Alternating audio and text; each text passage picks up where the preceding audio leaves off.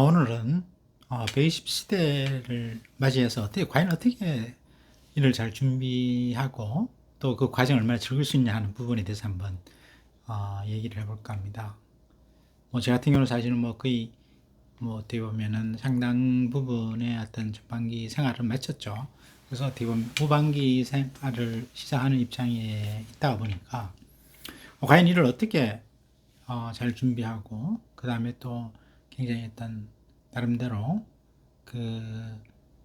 뭐 즐겁고 행복한 그런 어떤 삶의 태도가 무엇일까 하는 그런 것을 많이 생각을 해봤습니다. 그런 의미에서 사실 글로벌 프로젝트를 추진을 하게 됐는데 저 스스로 생각해도 아직 코로나 때문에 제대로 실행을 못하고 있지만 나름대로 의미가 있는 그런 과정이 아닌가 이런 생각을 하게 됩니다. 그러면 과연 앞으로 그러면 어떻게 우리가 준비할 것인가? 사실 굉장히 혼란스럽죠. 디지털 시대를 맞이해서 과연 어떤 제대로 적응할 수 있을 것인가 하는 부분. 사실 젊은 사람에 비해서는 굉장히 그 여러 가지 기술의 습득이라든지 이런 부분에서 어려움이 있다가 보니까 아무래도 컴퓨터에도 익숙하지 못하고 굉장히 두려움이 있는 것도 사실입니다. 근데 저는 좀 약간 그 긍정적으로 보고 있는 것은 좀 욕심을 좀 줄인다면 일단은 충분히 가능한 것이 아닌가 이렇게 생각을 해봅니다. 그래서 어느 정도 사실은 너무 이렇게 큰 욕심을 내지 않고 자기 어떤 삶을 어떤 담백하고 나름대로 뭐랄까 좀 크게 욕심 내지 않고 그냥 즐기려고 한다 그러면은 충분히 가능하고 그렇게 많이 돈이 필요한 것도 아니지 않느냐는 생각을 해봅니다. 그런 차원에서 과연 제일 준비해야 될 것이 뭐냐? 첫째는 이제 자기가 메인 비즈니스, 어떻게 보면 직장을 해서 그만뒀으면은 새로운 사업을 기회를 찾아야 되겠죠. 기존에 직장에서 경험을 토대해서 뭔가 사업을 할 수 있는, 그것이 제 생각에는 크게 엄청나게 고정적인 수입이 많이 나오는 그런 것을 굳이 하지 않더라도 자기가 좋아하고 자기의 또 전문성이 또 있고 하는 부분을 조금 확장한다는 그런 의미를 가지는 거죠. 결국 취미 겸 그 다음에 하나의 일단 부가적으로 일이 될 수 있는 그런 걸 말씀을 드리는 건데요. 그 부분에 있어서 어떤 그것을 과연 어떻게 온라인화 시킬 것이냐, 디지털라이제이션을 할 것이냐가 중요할 것 같습니다. 그래야지 디지털라이제이션이 돼야지 사실은 유지 비용이 많이 들지도 않고 그것이 또 확장성이 있고 또 장기적으로 비즈니스로 발전을 했을 때 굉장히 어떤 수익의 극대화를 할 수도 있는 것이기 때문에 제가 사실은 수익의 극대화에 초점을 둔 것은 아니고 자기가 하고 싶은 일 그리고 어떤 제가 그동안에 관심 있었던 부분에 대해서 한번 일을 한다는 것은 의미가 있고 그렇게 또 어떤 몰입을 하는 과정에서 자기 스스로 만족을 할 수 있지 않나 이런 생각을 해봅니다. 그리고 또 그 다음에 중요한 것은 결국은 시대의 흐름에 맞춰야 되니까 혁신 기술에 대해서 어떤 제대로 스스로를 팔로우를 해야 되겠죠. 그런 의미에서 최근에 AI라든지 로봇이라든지 빅데이터라든지 그다음에 사물 인터넷이라든지 그다음에 컴퓨터의 대화 관련된 코딩이라든지 이런 부분에 대한 어떤 기술 습득은 절대적으로 필요한 것 같습니다. 그래서 제 생각에는 3년에서 한 5년 적어도 과거 대학에 다녔을 때 정도 시간은 투자를 해야 되지 않을까 이렇게 생각을 합니다. 근데 사실 나이가 됐는데 무슨 4년 동안 어떻게 그걸 투자하느냐 이렇게 생각할 수도 있을지 모르겠지만 저는 생각하는 것을 준비하는 과정이고 배우는 과정을 옛날에 그냥 피동적으로 그렇게 뭔가를 나중을 위해서 그냥 배운다 이런 측면이 아니라 배움 자체에서 과정에서 어떤 즐거움을 찾아 나간다 그러면 5년이라는 것은 꼭 투자하고 괴로운 시간이 아니라 오히려 즐거운 시간이 될 수 있지 않을까 생각을 해봅니다. 그리고 즐겁지 않으면 중단을 해야 되겠죠. 그래서 그런 부분에 대해서 나름대로 시간 할애가 필요할 것 같고, 그 다음에는 또, 아무래도 지금 자기 메인 비즈니스가 기존에 해왔던 거, 새로운 어떤 디지털레이션을 로 혁신하는 과정에서 사실은 수입은 보장이 될 수가 없을 것 같습니다. 물론 잘 하는 사람은 또 잘 되겠지만 뭐 그거와 관계없이 자기가 그동안 해왔던 것이고 자기가 나름대로 전문성이 그나마 있고 그다음에 자기가 좋아하는 분야. 그래서 가장 중요한 것은 자기가 좋아하는 일이어야 되겠죠. 좋아하는 일 중에서 또 자기가 나는 사람 다른 사람보다 아니면 그동안에 좀 해왔던 그런 분야가 좋을 것 같고 뭐 그런 분야를 일을 한다는 것은 자기가 몰입을 하고 어떤 자기의 어떤 그 살아있다는 것을 그 어떤 몰입을 하는 과정에서 자기의 어떤 자아를 실현하는 그런 측면이 있기 때문에 꼭 비즈니스가 아니라 하더라도 그 자체로서 큰 의미가 큰 비즈니스가 되지 않는다 하더라도 큰 의미가 있을 수 있습니다. 그러다 보니까 아무래도 수입을 창출하는 측면에서 약할 수 있으니까 그걸 보완할 수 있는 순간이 필요할 것 같습니다. 그래서 그거는 투자 수익이 꼭 필요하다는 생각이 듭니다. 그래서 뭐 여유가 가지고 있는 상황에 따라 다르겠습니다만 부동산에 대한 부분이라든지 아니면 뭐 주식이라든지 뭐 그래서 과연 그걸 어떻게 투자할 것인가. 그래서 그 공부도 열심히 해야 되지 않을까 생각합니다. 그것도 뭐 동시에 한 뭐 혁신 기술에 대한 습득하는 과정처럼 한 적어도 3, 4년 정도 투자를 해서 공부를 한 다음에 거기에서 부가적으로 그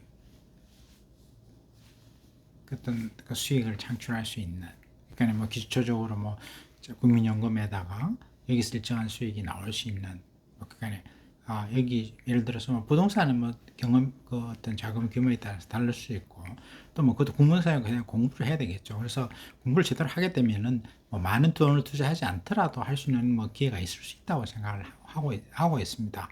그래서 부동산에 대한 지식, 그 다음에 주식 투자에 대한 지식을 가지고 다만 접근 방법을 좀 달리할 필요가 있지 않나 생각을 합니다. 접근 방법을 뭐 자산의 증식에 어떤 초점을 둔다기보다는 좀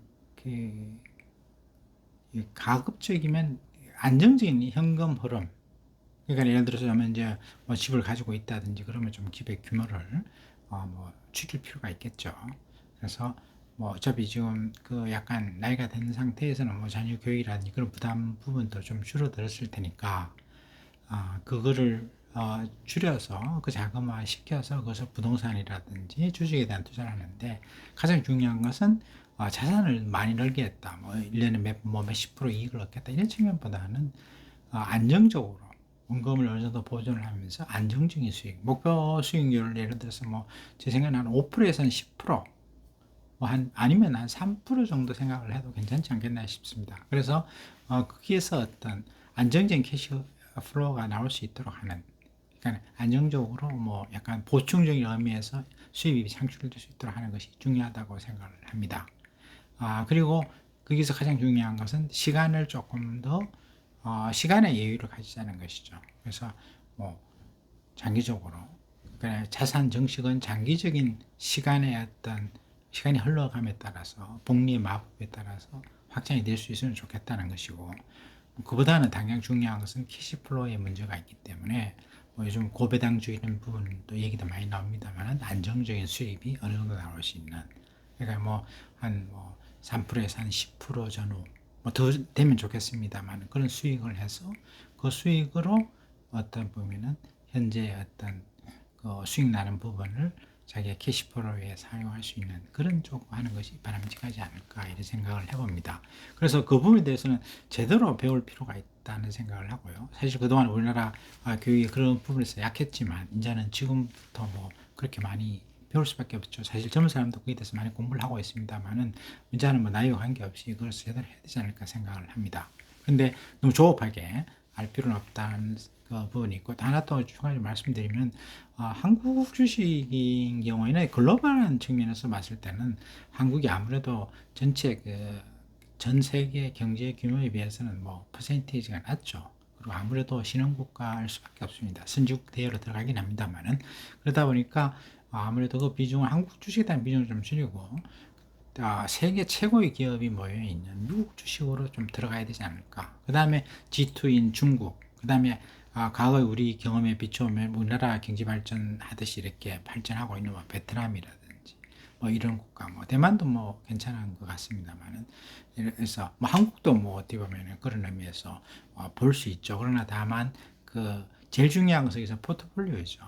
어느 정도 자산을 배분할 것이냐는 부분에서는 조금 세계 1등 기업은 어차피 그 어떻게 보면 세계 1등 기업은 일도 제일 많이 하고 또 능력도 있게 되는 거죠. 시장 점유율도 높고 그러다 보니까 거기에 대한 비중을 높이고 그 다음에 포트폴리오 차원에서 그걸 정리할 필요가 있다는 생각을 합니다. 그래서 일정 부분에서는 채권에 대한 투자도 필요하고 뭐 주식이 채권보다 실질적으로 낮다 이런 말을 하긴 하지만 어느 정도 채권도 필요하다는 생각을 하고 그 다음에 그 달러 자산 부분 뭐 그런 측면 그다음 뭐 그런 식으로 약간 포트폴리오를 나름대로 자기가 스스로 배워서 어떤 상황에 따라서 포트폴리오를 조금씩 조정하는 그런 어떤 공부가 절대적으로 필요하지 않을까 이렇게 생각을 해봅니다.